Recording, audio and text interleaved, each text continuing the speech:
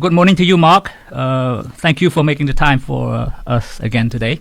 As this country is about to welcome the 46th president this coming January, U.S.-Cambodia relations and Cambodia's relation with other Western nations are the issues I'd like to talk about this morning. In recent years, Cambodian leadership has been blamed for most of human rights violations for endangering freedom and democratic process in the country. The EU voted last August to suspend trade preference in the Everything But Arms EBA scheme. The U.S. tried to follow suit, despite reluctantly.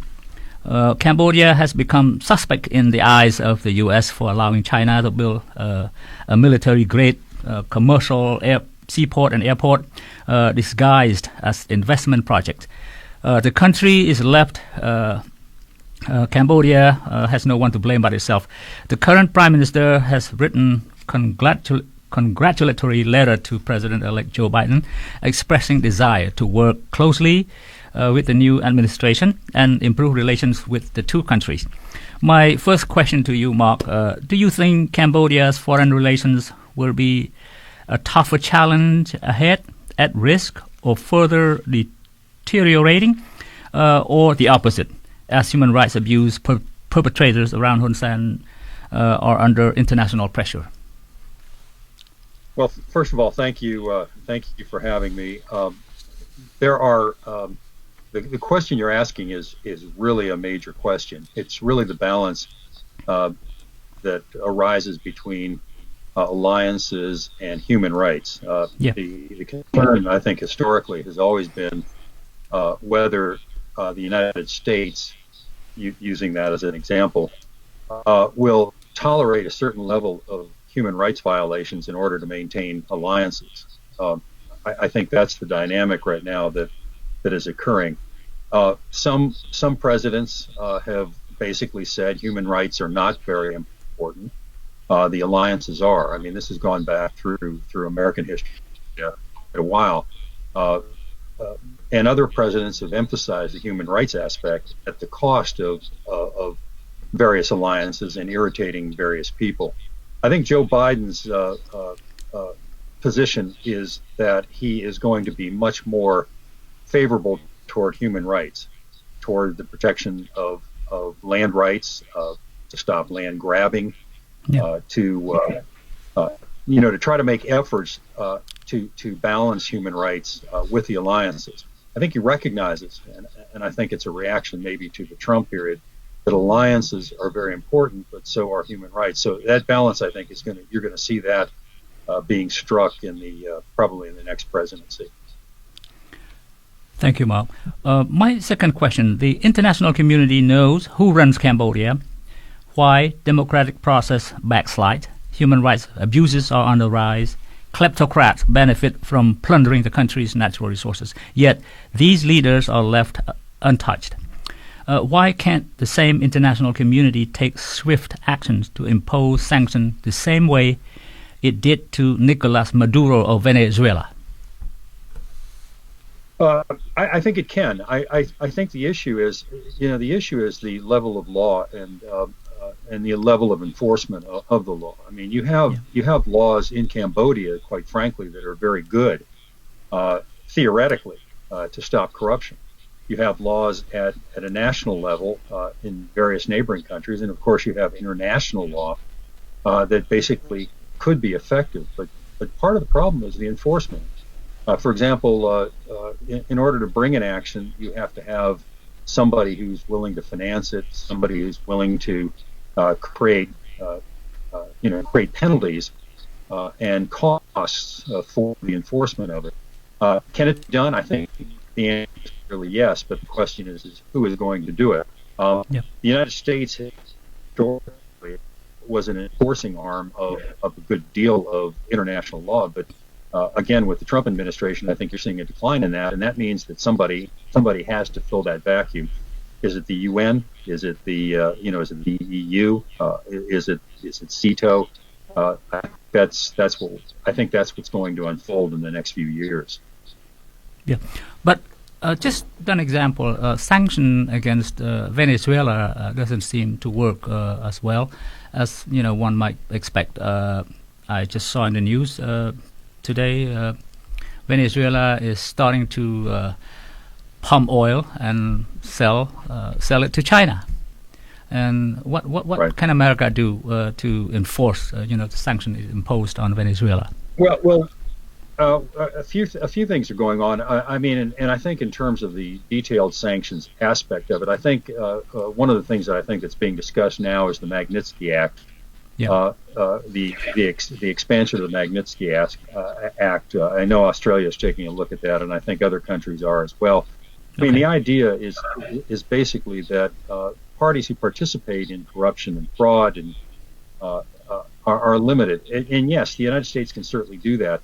The question is can those sanctions be avoided in some way? And as you're pointing out with Maduro and the sale, you're almost creating a black market, an international black market. You had sanctions, for example, that were imposed on Iran. You had sanctions that are imposed on Russia. And still there are mechanisms for the sale of those goods. But it's almost an international black market. It's not as if there is only one market that you can operate. And that's something I think that's going to have to be looked at. And given the international community, the question is will the international community come together enough to create adequate enforcement, or will there, in a sense, be virtually 2 or 3 different international regimes that some of which recognize sanctions from the others and enforce them? So I think what we're going to see is increase in terms of the effects of enforcement, which I think is one of the major problems with international law. Okay. Well, speaking of the Magnitsky Act, progress has been made so far for a kind of dragnet across the continents, modeling the U.S. law. The Global Magnitsky and Human Rights Accountability Act, or the Magnitsky Act. Canada and Britain have adopted their versions of the act. The EU considers expanding it across Europe. Australia, as you said, is reportedly going to follow suit. Do you see this broad legal power, when collectively implemented, will affect foreign relations between nations? I do. I think anytime any nations decide that they are going to act and enforce the laws, you are going to have an effect. In the basic principle you learn in Law 101 is that you can have all the laws in the world, but if you have no enforcement, it means nothing. Right.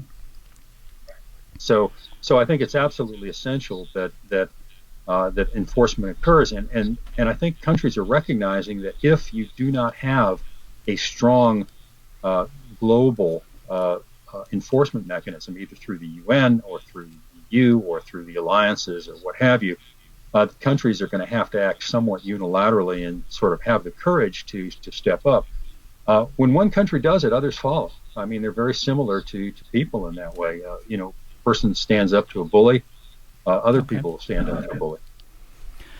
Okay. Now, you said we have to, make a delicate balance between maintaining alliance, friendship, diplomatic relations, and also enforcing the Magnitsky Act, the law. If we go too far, then we are going to ruin the relationship between nations. How can you provide some kind of perspective as to how we can deal with this issue, since we have many human rights violation perpetrators of human rights violation all over Cambodia? How are we going to enforce the law, hold them accountable? Well, I think one of the problems that I think you're aware that I faced when we talked about the land grabbing issues in Koh Kong a number of years ago was whether the local law itself was effective or not.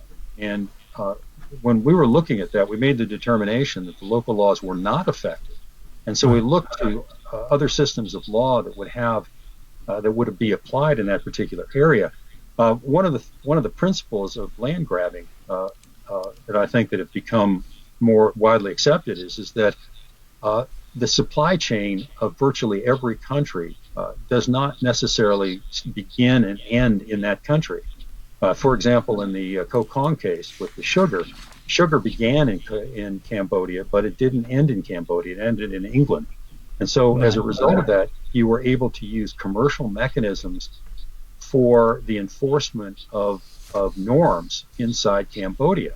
In other words, if countries would impose penalties either on the suppliers or the people who were using some of these supplies, you would have the effect of controlling bad behavior.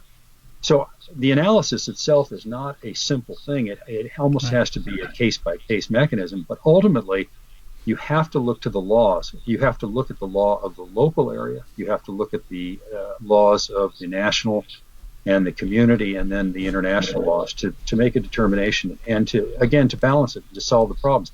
I don't believe there's one mechanism that will solve all of the problems. I think it's going to require a piecemeal approach with people who are motivated to do right.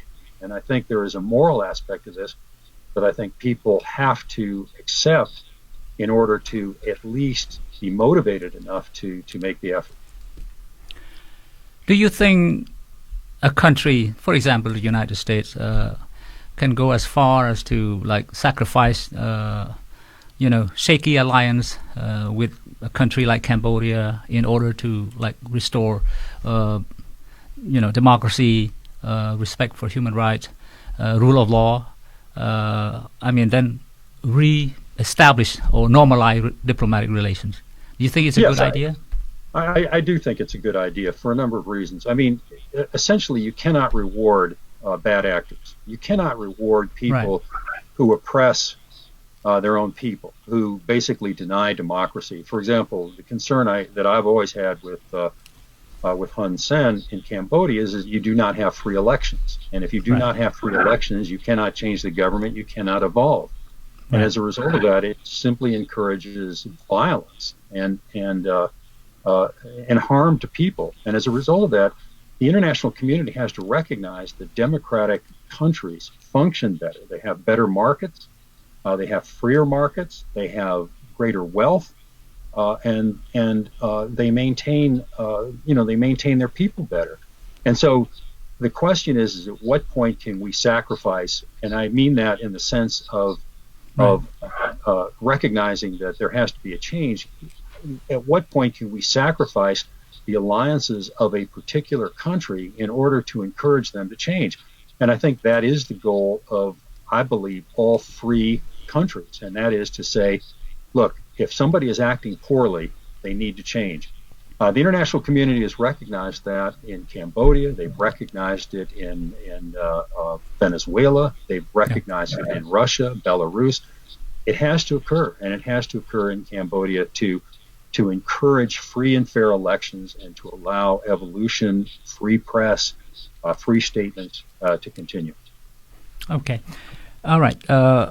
Applying the act, the Magnitsky Act, President Trump signed Executive Order, I believe it's Executive Order EO 13818 in 2018. And since then, the U.S. Treasury and the State Departments have placed a number of Cambodian generals and businessmen under the sanction regime.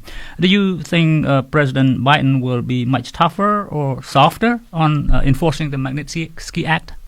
I think Biden will be much more willing to enforce the Magnitsky Act because I think Biden and I think Biden recognizes that democracy again does require some enforcement. If you do not have an international regime or even a national regime that enforces the laws, it's meaningless. And as a result of that, you only encourage the bad actors to continue acting bad. And as a result of that, you have got to have some mechanism in coordination in terms of balancing reward and punishment. It's not all punishment. I mean, if countries recognize that they are going to act in a positive way, then sanctions should come off.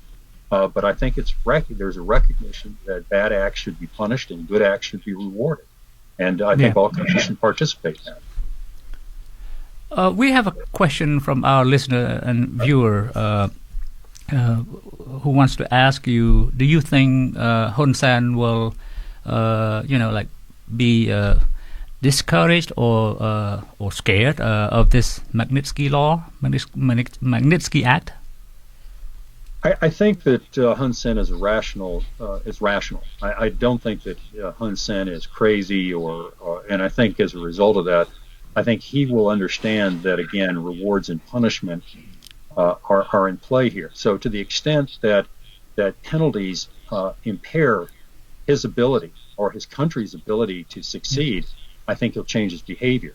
I think to the extent that he sees that sanctions do not affect him, or that he has an advantage in violating it, I think he will do that.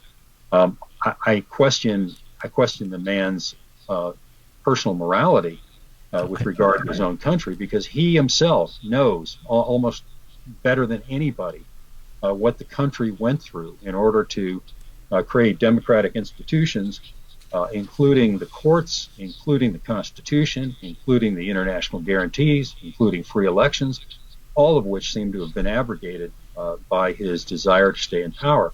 And if that extends to the economics, I think the country is going to face problems in the future. Okay. In the Senate joint Congress passage of the Relief Act, almost $100 million is appropriated to help Cambodia. And now President Trump is not happy. Why American taxpayers' money goes to a country like Cambodia, Burma, or some other countries with corrupt government officials?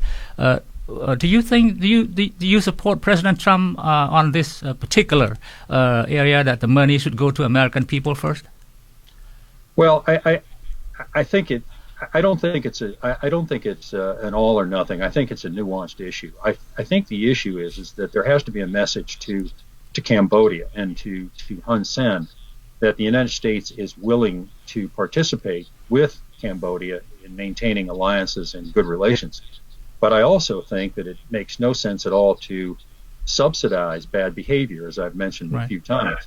And I think the message should be given, whether it's given in some categorical way or it's given in some subtle way, that aid is dependent on good actions, and that those good actions are not simply to take the money and stuff it in somebody's pocket, but to make sure that the money gets in the hands of the people who it's intended for. And those people are not the corrupt politicians. It's really the people of Cambodia. So short answer is I don't completely agree with Trump on that issue, but I think that the underlying principle of using American taxpayer money to support a country that basically is corrupt needs to be looked at carefully. Right. I believe there are some conditions attached to that close to $100 million aid package to Cambodia. Another listener and viewer suggested, why can't Cambodia continue to ask China for more money? Why America has to give Cambodia money? What do you think? Well, as I think I've mentioned before, in some of the earlier talks, I mean, China is obviously competing for influence in the area. Right. Historically, competing for influence in the area meant military might, because there was always this sense of war and this idea that somehow somebody was, a country could take over there was an ideological victory and so forth. But I think one good thing, not one good thing, many good things of the international economy has been that people no longer are competing really primarily at war. They're competing primarily in terms of economic strength and prosperity and so forth. Yeah. So the idea of competition is not completely bad or it's not completely wrong.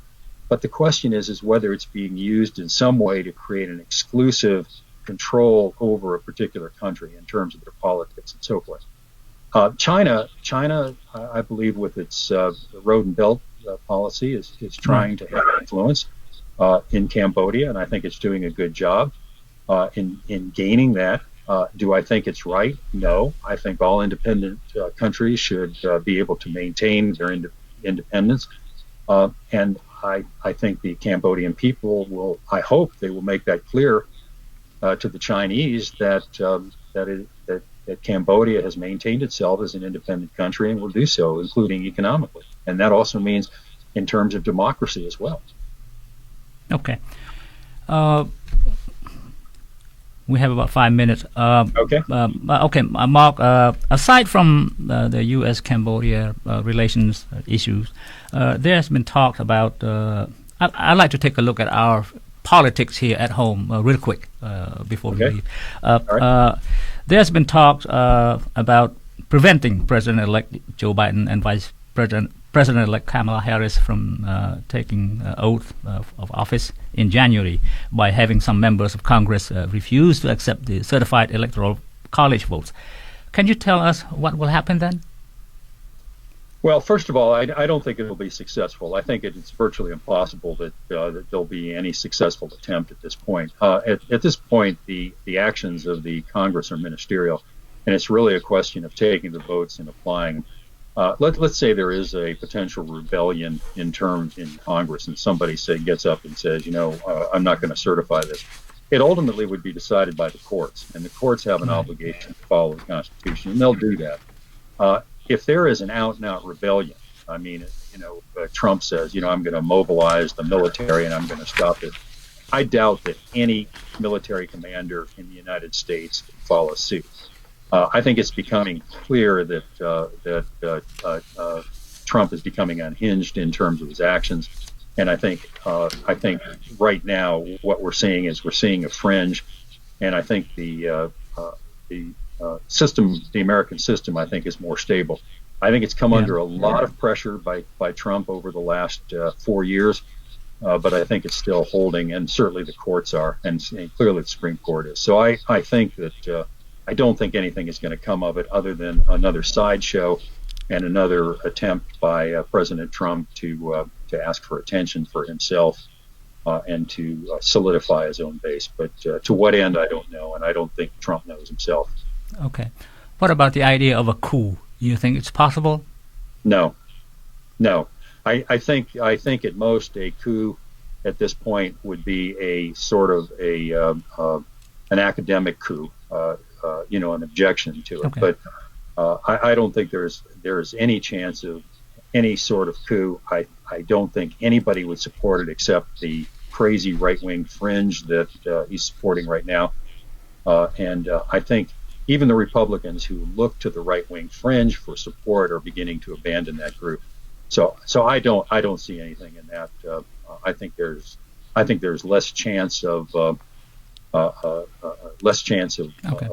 coup than of a coup in right now in Russia. Okay, Mark, thank you so much for making the time for us today. Much. And I always, it's always a pleasure talking to you.